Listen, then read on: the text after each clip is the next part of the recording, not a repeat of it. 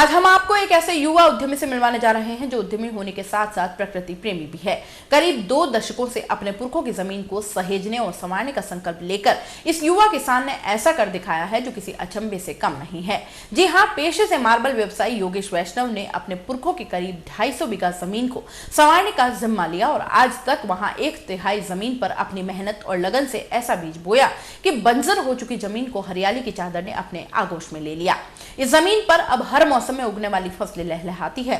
इतना ही नहीं, इन 20 सालों में श्री वैष्णव ने लाखों पेड़ भी लगा लिए हैं जो काफी फलदार और छायादार हैं। उदयपुर जिला मुख्यालय से 55 किलोमीटर दूर सायरा पंचायत समिति के उमरोद गांव में स्थित करीब 250 बीघा यह जमीन जो कभी बांझ होने का दंश झेला करती थी। इसके चारों तरफ पहाड़ियों से डगमगाते टीले थे जहां की वीरानी से गुजरना भी मुश्किल होता था। ऐसे में बाल अवस्था से ही प्रकृति प्रेमी रहे योगेश वैष्णव ने अपनी पुरखों की जमीन को सहेजने का संकल्प लिया और 20 सालों से सब कुछ भूल इस जमीन को उपजाऊ बनाने की ठान ली। फिर क्या था, श्री वैष्णव की मेहनत रंग लाई और यहाँ पर फसलें खिलखिलाने लग गई। अभी आधुनिक युग का यह किसान सबसे अच्छे किस्म के बीज यहाँ पर बोता है। इनके साथ आसपास के ग्रामीण भी खेती में मदद करके अपना जीवन यापन करते आए हैं। हर वक्त श्री वैष्णव जमीन को उपजाऊ बनाने के साथ अच्छी से अच्छी फसल बोने के बारे में ही सोचते रहते हैं और बुद्धिजीवी किसानों से गोष्ठी कर चर्चा करते रहते हैं। श्री वैष्णव का मानना जमीन को सहेजने का संकल्प लिया और 20 सालों से सब कुछ भूल इस जमीन को उपजाऊ बनाने की ठान ली। फिर क्या था, श्री वैष्णव की मेहनत रंग लाई और यहाँ पर फसलें खिलखिलाने लग गई।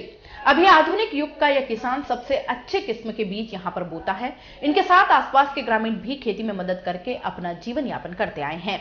हर वक्त श्री वैष्णव जमीन को उपजाऊ बनाने के साथ अच्छी से अच्छी फसल बोने के बारे में ही सोचते रहते हैं और बुद्धिजीवी किसानों से गोष्ठी कर चर्चा करते रहते हैं।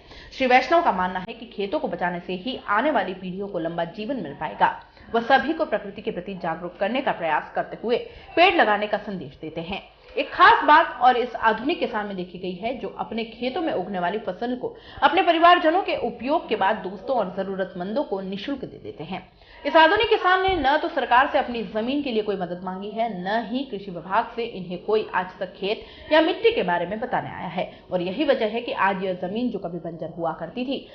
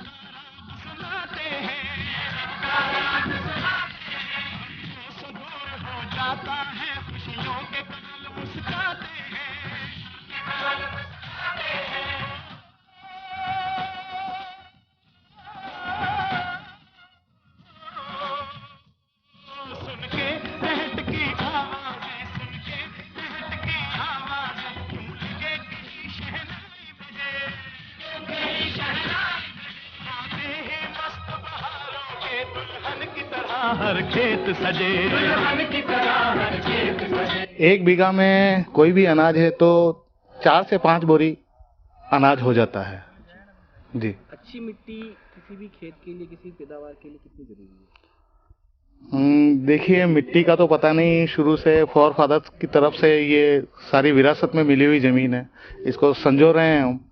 और मिट्टी हमारे यहाँ की जो है वो ओरिजिनल यहीं की मिट्टी है। आप इतने वर्षों से काम कर रहे हैं, यहाँ पे काफी जमीन बंजर भी देखी हुई, इसको आपने हरियाली में बदला, कितनी मेहनत करनी पड़ी आपको, कितने साल लगे? जी, मेहनत तो काफी करनी पड़ी है, काफी करनी पड़ी है।